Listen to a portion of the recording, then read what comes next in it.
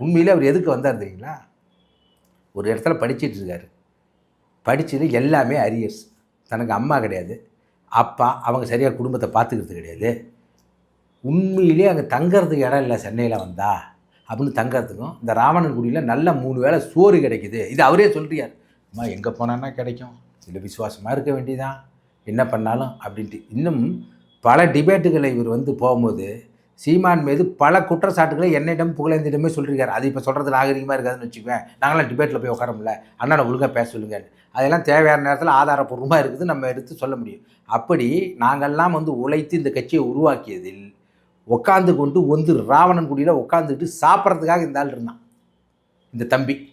ஏன்னா எனக்கு மரியாதை கூட பேச தெரியாதுன்னு வச்சுங்களேன். நான் வேணால் சவால் விடுறேன்.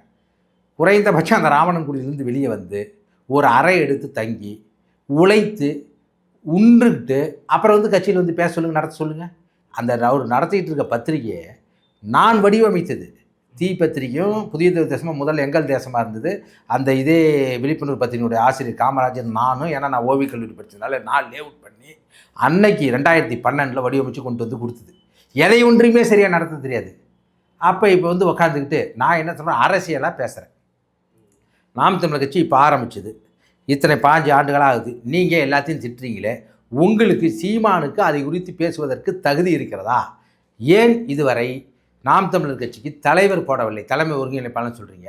பொதுச் செயலாளரை ஏன் எல்லாத்தையும் கூட்டி அறிவிக்குமாறு மறைமுகமாக திருட்டுத்தனமாக போடுகிறீர்கள்? பொருளாளர் என்பவரை ஏன் உங்களை திட்டி 8 ஆண்டுகளாக கட்சி விட்டு வெளியே போனவர்களை தகுதியான நபர்கள் இல்லாத போது ஏன் போடுறீங்க? 4 துணை பொதுச் செயலாளர் இருக்குது, 4 துணைத் தலைவர் இருக்குது, 2 அமைப்பு செயலாளர் இருக்குது, 2 தலைமை நிலை செயலாளர் இருக்குது, ஒழுங்கு நடைமுறை, இதெல்லாம் ஏன் போடலன்னு நான் கேட்குறேன்.